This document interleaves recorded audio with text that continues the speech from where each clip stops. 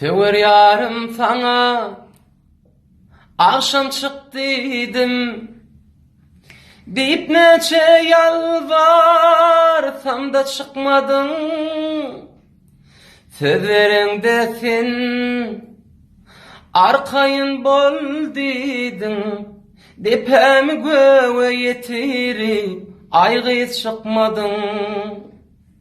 Geçirdim oturdum qammatlı vakti, çırağın sönmeyer aygı cayınız yatı.